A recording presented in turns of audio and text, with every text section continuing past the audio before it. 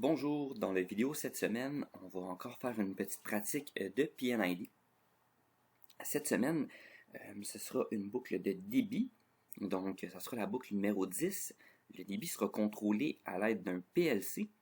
On aura un transmetteur indicateur de débit qui sera 4 fils. Nous aurons aussi un interrupteur de bas débit dans le PLC, donc c'est une fonction interne du PLC qui contrôlera un alarme de bas débit. Et la vanne sera une vanne de 4 à 20 mA. Donc, je vous suggère de faire une petite pause sur la vidéo pour vous permettre de pratiquer le PNID. Quand vous serez prêt, vous pourrez refaire la lecture pour voir la correction.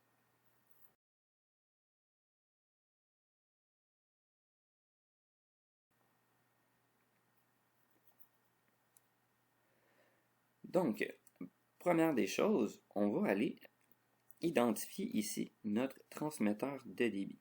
Okay? Donc, le transmetteur de débit est sur le terrain. Donc, le logo ou le symbole, en fait, c'est juste un cercle. Donc, on va avoir un Flow Indicator Transmitter, donc un FIT dans la boucle 10. Okay.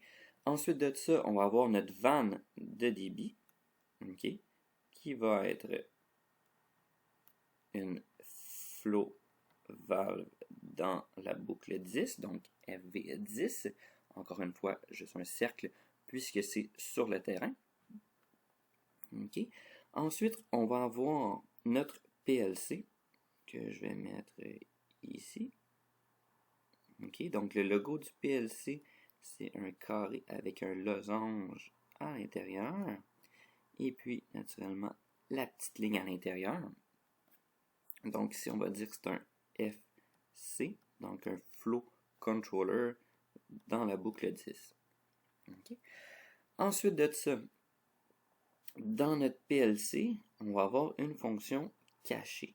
Okay. Donc le même logo du PLC, mais étant donné que l'interrupteur de bas débit, on ne le verra pas, on va faire des petits pointillés vu que c'est une fonction qui est cachée dans le PLC. Et puis, on va avoir un interrupteur de bas débit. Donc, flow, switch, low. Encore une fois dans la boucle 10.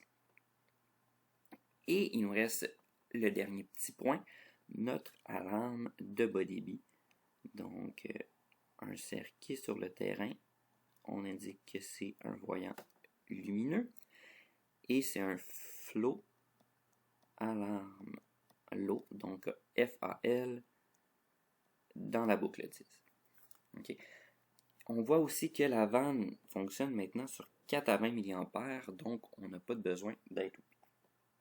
Donc, on va avoir un signal électrique qui va aller jusqu'à ma vanne de débit. Ensuite, on va avoir notre transmetteur indicateur de débit qui est relié à notre PLC. Okay. Et l'alarme, qui sera un signal électrique aussi, qui est relié à notre interrupteur de bas débit avec le FSL. Maintenant, on va faire le schéma de branchement de tout ça. Okay? Donc, encore une fois, je vous suggère de faire une petite pause sur la vidéo.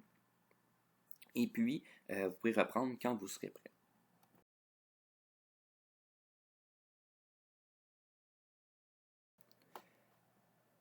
Donc, on va avoir pour le schéma de branchement que je vais faire ici, on va avoir notre procédé.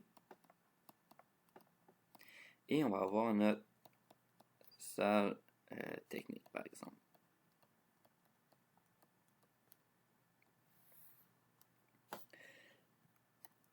Donc, sur le site du procédé, okay, je vais mettre mon entrée ici. Donc, le FIT 10. Et je vais avoir ma vanne de débit. Donc, FV 10. Je vais me faire un petit peu plus de place. Comme ça ici. Dans ma salle technique, je vais avoir mon ensemble de PLC. OK, donc le FC10. Et je vais avoir mon interrupteur de bas débit, donc FSL10. Et je vais mettre là, je vais me rajouter une section qui va être la salle de contrôle, dans laquelle je vais pouvoir mettre mon alarme. On aurait pu le mettre dans la salle technique aussi, là, sans problème. Il n'était pas spécifié dans l'énoncé. Donc, si vous l'avez mis dans la salle technique, il n'y aura pas de problème. Si on la met dans la salle de contrôle, par exemple, il faut penser à ajouter la petite ligne pour dire qu'il va être dans le panneau. Okay. Sinon, le rond, comme je l'avais fait, aurait voulu dire qu'il était dans le procédé. Okay. Donc, si vous l'aviez mis là, dans le procédé, votre schéma de branchement, avec ce symbole-là, c'était correct. Donc, ici, je vais l'ajouter FAL10. Okay. Maintenant, on va se rajouter les endroits pour mettre les bornes. Okay. Je vais le mettre ici comme ça. Je vais avoir mes bornes d'entrée. Je vais avoir mes bornes de sortie. Puis ici, comme ça. Et je vais avoir peut-être besoin de place. Lui, on dit que c'est un 4 fils.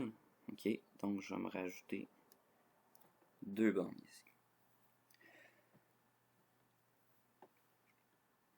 Donc, première chose qu'on va faire, je vais me prendre une source 24 volts qui va me permettre d'alimenter un plus, un moins, un plus, un moins, mon transmetteur 4 fils. Donc, j'ai besoin de 2 fils pour ça. OK. Et étant donné que lui il est alimenté par l'externe, on n'a pas besoin d'ajouter plus de fils, donc plus, moins. OK. Et qu'on fait simplement lier comme ceci.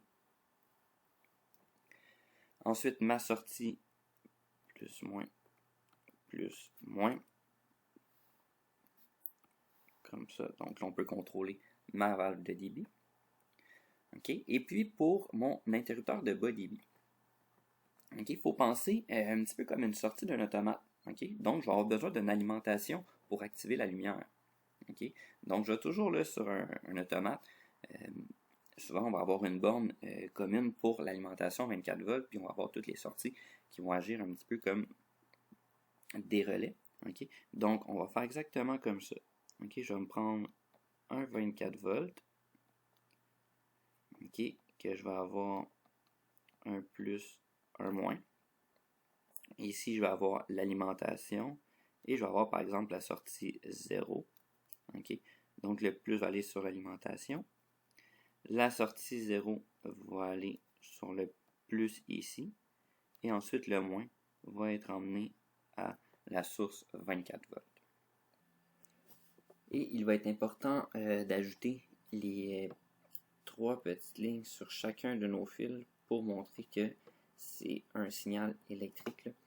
Un petit point que j'étais en train d'oublier. On se rappelle que 2 traits diagonales sur les fils signifient pneumatique et 3 signifient électrique. Okay. Pour le signal électrique aussi, là, on peut faire des pointillés, un peu comme on l'a vu dans le PNID.